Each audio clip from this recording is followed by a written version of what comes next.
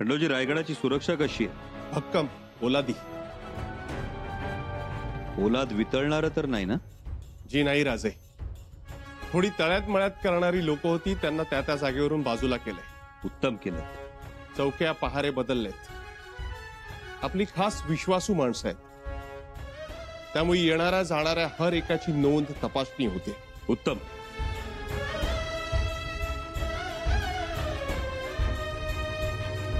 खंडोजी, बाळराजांच्या बाबत आम्ही जो आदेश दिला होता त्याची राणी साहेबांनी अंमलबजावणी केली? जी. बाळराजांच्या सुरक्षेसाठी येसाजीराव दाभाडे सरदारांची नियुक्ती झाली ना? जी राजे. यापुढे बाळराजे त्यांच्याच देखरेखीखाली राहतील. येसाजीराव दाभाडे महाराजांचे विश्वासू होते आणि आमचाही भरवसा आहे त्यांच्यावर. जी, तशी तरतूद केली राणी साहेबांनी.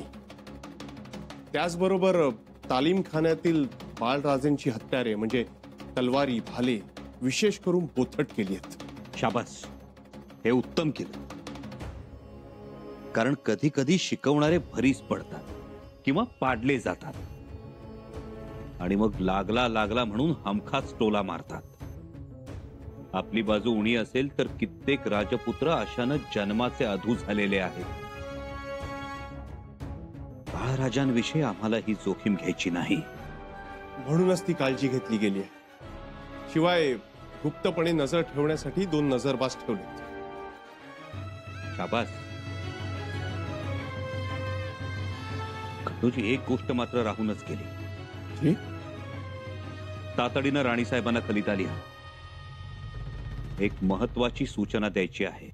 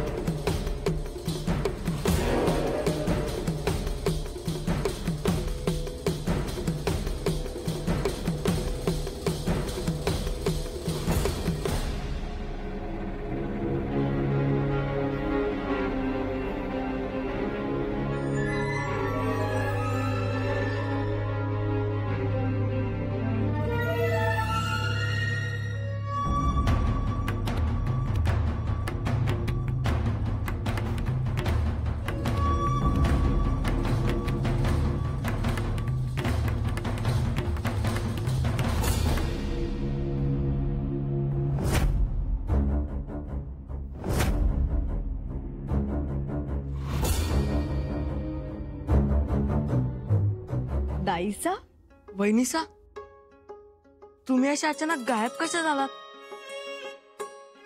त्याला गनिमी कावा म्हणतात. पण आम्ही तर तुम्हाला भीती दाखवणार होतो. तुम्हाला काय वाटलं आम्ही भिणारे आहोत? हो, आम्ही बघणार होतो तुम्ही कशा घाबरता ते. बाळराजे, आम्ही कधीही घाबरत नाही. कधीच नाही. म्हणजे पूर्वी घाबरायचो आम्ही, पण एक दिवस आऊसाहेबांनी आमच्यातील भीतीचे हातपाय बांधून तिला टकमक टोकावरून ढकलून दिलं होतं. मग तेव्हापासून कधीच भीती वाटली नाही. आऊसाहेब भीतीचे हातपाय बांधायच्या? मग तुम्हाला काय वाटलं? मग तुम्ही आमच्यातील भीतीचे एकदा हातपाय बांधा की. भीतीचे हातपाय बांधायला मुळात शिवपुत्रात भीतीही नसतेच. ते कधीही कोणालाही घाबरत नाहीत. हो. चला बघा तरी आम्ही तुमच्यासाठी काय आणलंय ते. चला.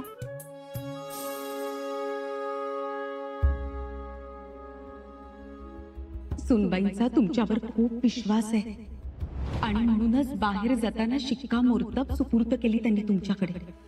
विश्वास असता तर पुन्हा नजरकैद नसती आली आमच्या वाट्याला.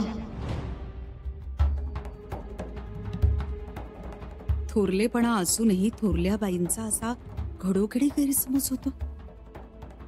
का म्हणून गैरसमज करून घ्यावा? आणि शंभूराजे म्हणा किंवा सोनबाई काय तशा आहेत का? किती मनमिळाव, किती त्यांना बाळराजेंची काळजी असते. तळ हाताच्या फोडासारखे जगतात दोघही. तिकडे पन्हाळ्यात शंभूराजेंना तकलीफ झाली तर इथं रायगडावर बाळराजेंच्या सुरक्षेबद्दल त्यांना काळजी लागली. आणि ती थोरल्या बाईसाहेबांना नजर कैद वाटते. कसली नजर कैद? थोरल्या भावानं धाकट्या भावाची काळजी नको का घ्यायला? आज थोडं स्पष्टच बोलू थोरल्या बाईंशी. काय आणलंय आमच्यासाठी? वहिनीचा सांगा ना. ओळखा तरी तुम्ही. नाही, तुम्ही सांगा. बर, आम्ही तुमच्यासाठी पन्हाळगडावरून लाडू आणलेत. लाडू बघू द्यात.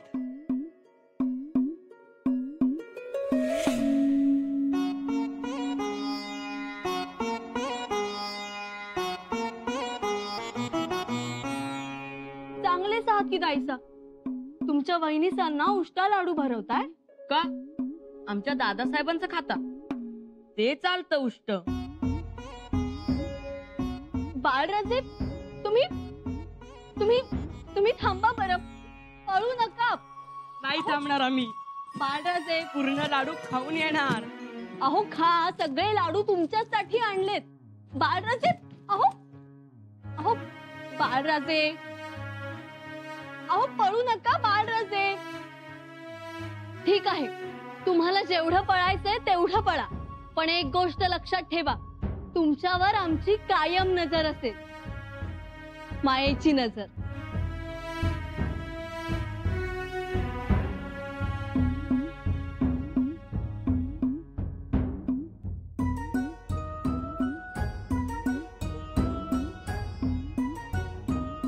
तुम्ही नजर म्हणताय ती मायेची, पण इतरांना ती नजर कैद वाटते. नजर कैद वाटते? कोणाला? म्हणजे थोरल्या बाईसाहेबांचा तसा गैरसमज झालाय. परंतु मातोश्री, तसं वाटण्याचं काहीच कारण नाही. काही कारण असेल तरच गैरसमज होतो असं असतं का? मुळात गैर असं काहीच नसतं आणि तरीही समज होतो, तोच तर गैरसमज. आता बघा ना, बाळराजेंवर लक्ष ठेवायला तुम्ही माणसं नेमलीत, तालीमखान्यातील तलवारी बोथट केल्या, त्यांच्या हालचालींवर बंधनं घातली, सदरेवर येता जाता त्यांच्यावर नजर आहे. हे थोरल्या बाईसाहेबांच्या मनाला लागलंय. मातोश्री, आम्ही हे केलं ते राजांच्या सांगण्यावरून, आणि राजांनी केलं ते बाळराजांच्या सुरक्षेसाठी. पण बाईसाहेबांना असं वाटतंय की ही बाळराजांची अडवणूक आहे. ठीक आहे, आम्ही खरा प्रकार काय आहे ते मातोश्रींना सांगतो. आलो. थांबा, आता नका जाऊ. का? आता एवढ्यात विश्वास नाही बसणार त्यांचा. मातोश्री, त्यांचा विश्वास बसला किंवा नाही बसला तरीही आमची बाजू आम्ही त्यांच्या समोर मांडणार. म्हणजे अजून बाजू मांडलीच नाही तर? नाही. पण तुम्ही म्हणाला होतात ना विचारावं लागेल म्हणून. मला वाटलं विचारलं असेल, मिळाली असेल परवानगी. परवानगी? हो, परवानगी. तालीमखान्याची, कारभारात लक्ष देण्याची. पंत, माफी असावी राजमातोश्री, परंतु दिवस हे असे जातात, त्यात तुमचं आणि माझं नाही तर बाळराजेंचं नुकसान होतं. ते आपले दिसामाजी मोठे होत जातात, पण आपण मात्र त्यांच्यासाठी कोणतीही संधी उपलब्ध करून देत नाही. तसा मनात विचार आला की शिवपुत्रास परवानगी लागते, म्हणजे असून नसल्यासारखे. तुम्ही म्हणताय तशी परिस्थिती नाही. कसं आहे राजमातोश्री, तुम्ही माझ्या बोलण्याचा रोग काही लक्षात घेतला नाही. माझं म्हणणं एवढंच, जर उद्या काही न जाणो भला बुरा प्रसंग आला तर बाळराजे राजे म्हणून गादीवर बसण्यास योग्य पाहिजेत. एवढंच, बाकी माझा कोणता स्वार्थ नाही त्यात. तुम्ही गादीवर बसण्याच्या गोष्टी करताय, पण इथे पुन्हा अप्रत्यक्ष नजरकैद पडलीये बाळराजेंभोवती. ती जुमानायची नाही आपण, कळलं का? शिवपुत्र आहेत ते, शिवाय तुमच्या पोटी जन्माला आलेत याचा विचार करावा. बाकी आमचं म्हणणं काही नाही. आम्हाला सगळं पटतंय, सगळं कळतंय. माफी असावी, परंतु राजमातोश्री, कळलं तर वळलंही पाहिजे, तर त्यात गंमत. शंभूराजे पन्हाळगडावर, इथे कोणाला काय विचारावं? हो, तेच तर म्हणतोय आम्ही. कशाला विचारायला पाहिजे? आपण बाळराजेंना शिक्षण सुरू करू, त्यांना कारभाराची माहिती देऊ, म्हणजे त्या दृष्टिकोनातून. पंत, तुम्ही थोडं थांबा. एवढी घाई बरी नाही. माझं मी सांगितल्या कामाचा टाकल्या तुकड्याचा. पण पुन्हा हात जोडून सांगतो, ठाम राहा. आणि ठाम कोणासाठी? तर बाळराजेंच्या भविष्यासाठी. आणि ठाम कसे राहणार? तर महाराजांसारखे राहा.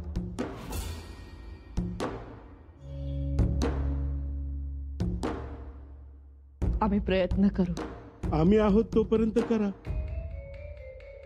आमच्या नंतर एवढ्या भक्कमपणे कोणी उभं राहील का बाळराजेंच्या पाठीशी? येतो.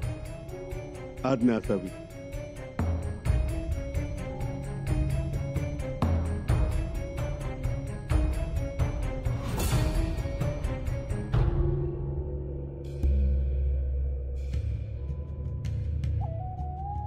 देवा जगदीश्वरा, एकाच वेळी किती किती आघाड्यांवर लढायचं.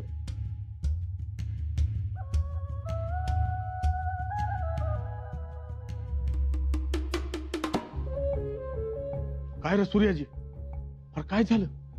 आणि तोंड का उतरलं तुझं?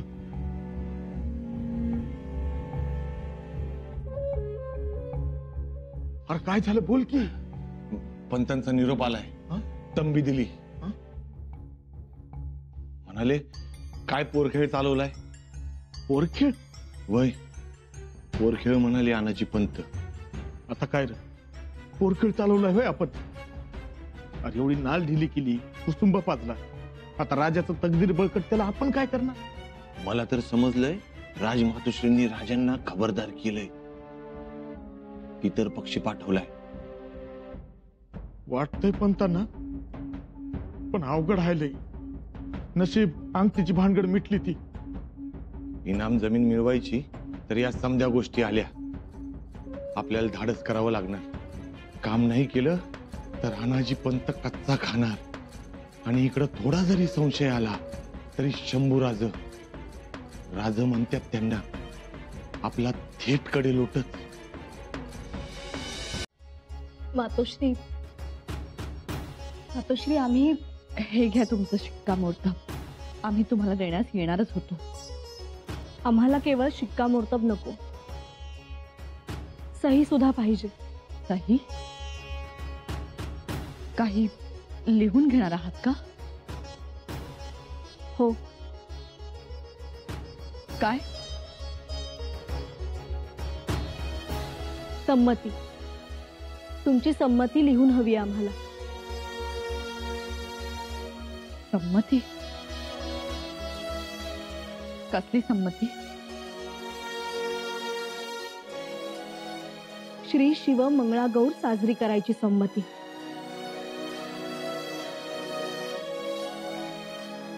कोणाची मंगळागौर? अहो, कोणाची म्हणजे आमच्या जाऊबाई जानकीबाईंची. सुनबाईंची मंगळागौर? सुनबाई?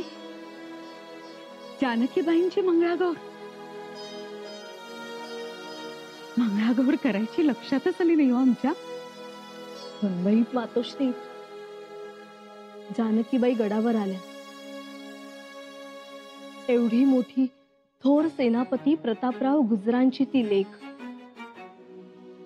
त्यांचं कौतुक करायचं राहूनच गेलं हो. त्यांचं लग्न झालं आणि अकस्मात आबासाहेबांचं जाणं झालं.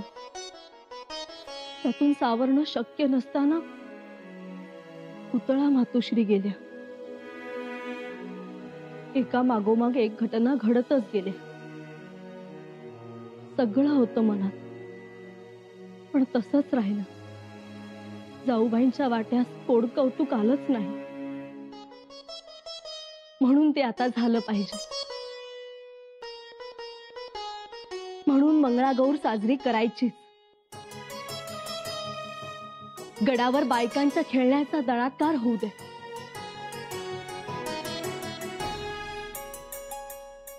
मातोश्री, आम्ही हे सगळं अगदी मनापासून बोलतोय. खूप दिवसांपासून ठरवलंय.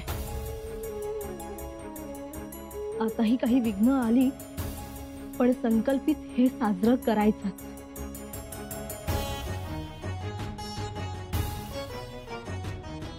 थोरल्याबाई साहेब, आम्हाला ठाऊक आहे आपण नाराज आहात, पण कळकळीने एक सांगतो, राजांच्या बंधुप्रेमाकडे संशयाने पाहू नका. निदान राजांच्या मनात तरी बाळराजेंच्या हिताशिवाय दुसरा कोणताच विचार येत नाही. आम्हालाही पटतंय तुमचं. बाळराजेंची सुरक्षा कडक व्हायलाच हवी. वेळे काही सांगून येत नाही. आणि आता शिवविचारालाही धोका निर्माण झालाय. धोका शिवविचारांना? जी मातोश्री, रयतेला रयतेचं राज्य आवडतं, पण पूर्वीचे जे जमीनदार, वतनदार, इनामदार होते त्यांना कुठे स्वराज्य पचनी पडले. थोरल्याबाई साहेब, आता राजकारणाचं काही नको. मंगळागौर करायची ठरली आहे ना, मग आता त्याच्या तयारीला लागूया आपण सगळे.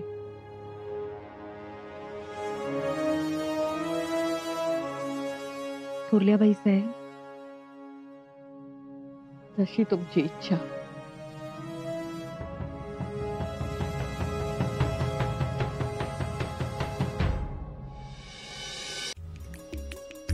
राणीसाहेब, सर्वांना निरोप दिलाय.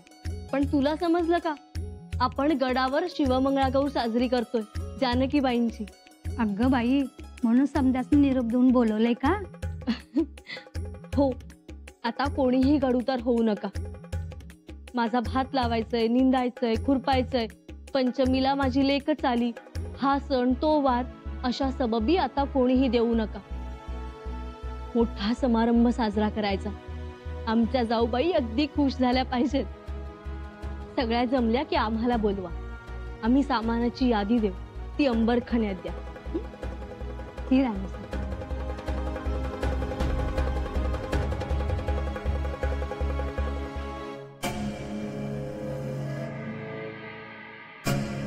राणीसाहेब, बोला बहिर्जी काका. तुमच्या देवाचा प्रसाद घेऊन आलोया. द्या आमच्या देवाचा प्रसाद. ठीक आहे. आणि राजांनी निरोप बी दिलाय तुम्हाला. निरोप? पण मग त्यासाठी तुम्ही का आलात? आलो असंच. अहो, मला बी निमित्तच पाहिजे होतं रायगडावरती यायचं, आणि निरोप बी गुप्त होता, म्हणून आलो मुजरा करायला. निरोप काय आहे? राणीसाहेब, सध्या परिस्थिती चांगली नाही. कारस्थानी मंडळी राजांच्या जीवावर उठले. ती पन्हाळ्यावर जे घडलं ते साधं सोपं नाही. लय माणसं गुंतलेली आहे ती यात. तेव्हा तुम्ही सावध राहा. आणि इथं रायगडावरती सुद्धा दगाफटका होऊ शकतो. काका, आम्ही सावधच आहोत. तरी बी काळजी घ्यावीच लागल. राजांनी सांगितलंय की गडावरती माणसं जमू देऊ नका. कोणत्याही अनोळखी माणसाला गडावरती प्रवेश देऊ नका. श्रावण महिना आहे, तरी बी सणसूद साजरा करू नका. कोणत्या मिशानं काय होईल काही सांगता येत नाही. समारंभ करणं तर टाळाच.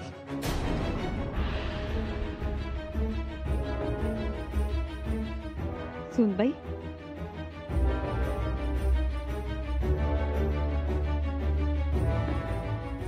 असू द्या असू द्या. तुम्ही खूप बरं केलं. शिवमंगळा गौरीनं थोरल्या बाईसाहेब हरकून गेल्यात. जो गैरसमज होता तोही विरघळला. छान. तुमच्या ह्या वागण्याचा आम्हाला आनंद वाटतो. आम्ही मंगळागौरीची निमंत्रणं पाठवायला घेतो. सगळ्यांनी यायला हवं. धूमधडाक्यात समारंभ साजरा करू आपण.